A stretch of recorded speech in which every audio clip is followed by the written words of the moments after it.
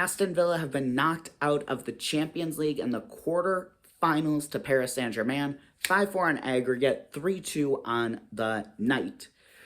Now, full-time blue, like, I don't know, 15 minutes ago, I actually did a whole other video that was just completely rambling and incoherent. So, take 2 or 5. Yeah, I just wanted to come on here and kind of document my thoughts about the implications, the game as I saw it, and kind of what I see happening as the season goes on. So on the night, I was very pleased with the overall performance. I thought that we played with a lot of tenacity, a lot of will to win. We just conceded poor goals. I mean, those weren't, I mean, you saw them. Those were not good goals to concede, but we did concede them, and even if we only did one, we would be in extra time right now, potentially seeking out a winning goal for the tie, or potentially going for a penalty shootout and saying, like, all right, you want to take on Emi Martinez in a penalty shootout? You have fun with that. But it's woulda, coulda, shoulda. We did concede those goals, and now our journey is over. And out of context, like, you're always disappointed when your team goes out. Like, regardless of what you say before going in or after, like, oh, I wouldn't minded if we would have gotten spanked, it would have been fine, but because we're so close, it sucks. Or, oh, it sucks because we got spanked, I wish we would have gotten a little closer. Like, it still hurts. Like, I'm not going to say what I would have preferred for a scoreline, but I was pleased with the performance. A lot of creativity, just that finishing was not, I mean, we scored 3 goals, so to say that the finishing wasn't on is very strange, because normally it's like, well, we scored 3 goals. But we had at least 3 goals that were very good chances. Matson, Konsa, and McGinn. Konsa and McGinn with the headers, Matson in stoppage time. Yeah. And it's not because I don't think, like, and it's not because I think, oh, we need to upgrade at striker, none of them are good enough. No, it just, Donnarumma made some really good saves. And we lost because, hey, they are, on paper, a better team. Football isn't played on paper. I'm well aware of that, but there's a reason that they were able to retain the ball so well and create themselves so many chances. Like, their finishing wasn't brilliant tonight either.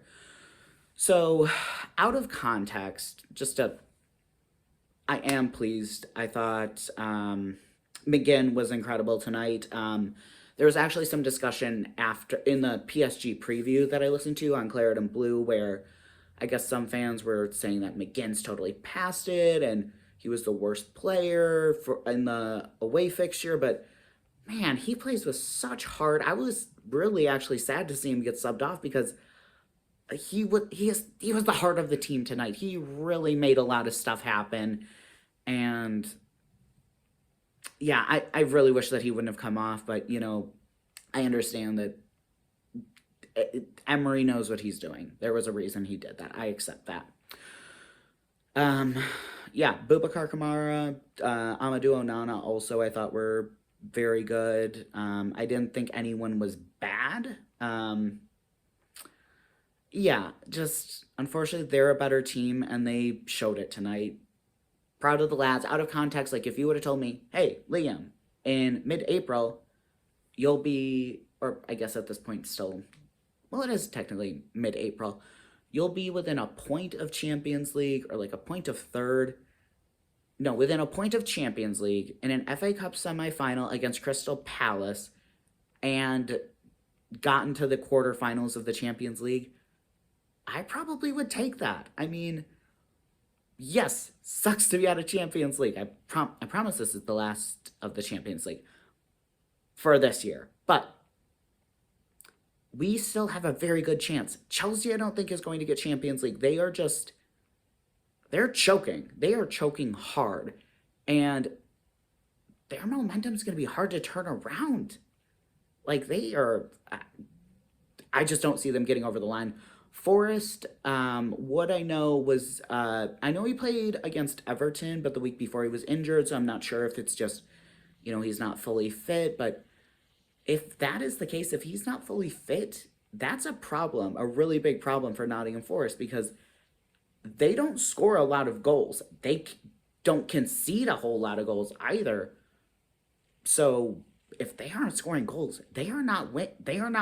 They are not picking up the necessary points to keep Villa, City, who else is Newcastle at bay. I actually, before the beginning of the season, said Newcastle would finish third. So I would actually love to see Newcastle finish third. Make me look like I have a very big brain. FA Cup. Yes. I don't believe I talked about it in this segment. We did not play well against Crystal Palace. I have not remotely started thinking that we are in the final because we don't play well against Crystal Palace. We play especially bad at Selhurst Park. The last two fixtures, it's been 9-1 on aggregate. Now, granted, last season, it was the last day of the season. We had clinched top four. Emery's son was on the bench. We did not care about that game. But we got rocked by them at Villa Park. Like, I am still shocked we got a draw. That was a pleasant result after how we played. And then away at Selhurst Park, 4-1. Like, we have no excuses. It was not the last day of the season. We were not in a major injury crisis at that point. A minor one, but not to excuse that. Now, to say what I would class as a successful season from here forward. Champions League, I think where we finished in the Champions League I would class as a success. So as far as the rest of, we need to get top 5. We just have to. And if we don't, let me caveat this. If we don't, then I want to see us win the FA Cup. If we can't get Champions League, I at least want to see us get some silverware and then go out and win the frickin' Europa League. I am not I would prefer not Europa League just because more money with Champions League, more appeal of Champions League. I also think that is something that could see Asensio put his feelers out at other clubs, because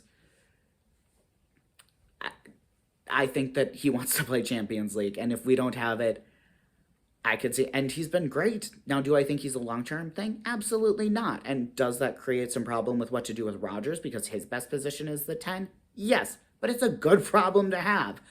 So, yeah. But I do overall think, sorry, I lost my train of thought.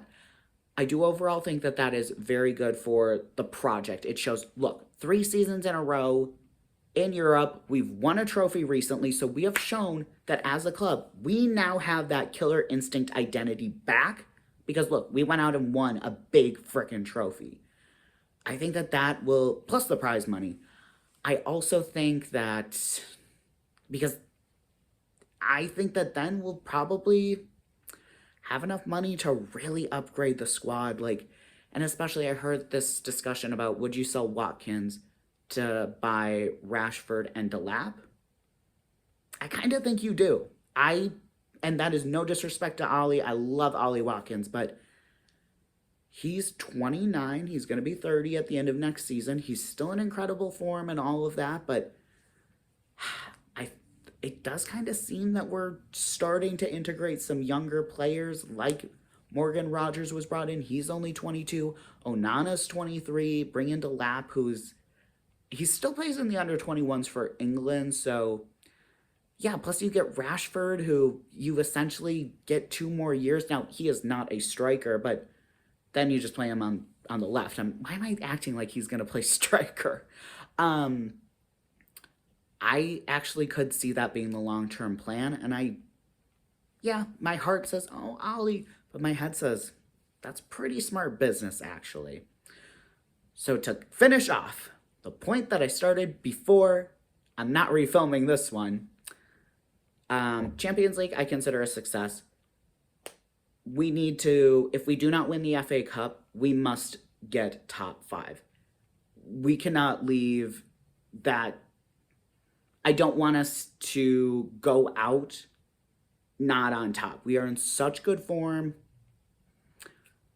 I want to see us chase down Chelsea and Forest. Overall, disappointing, heartbreaking night, but I am proud of my boys up the Villa.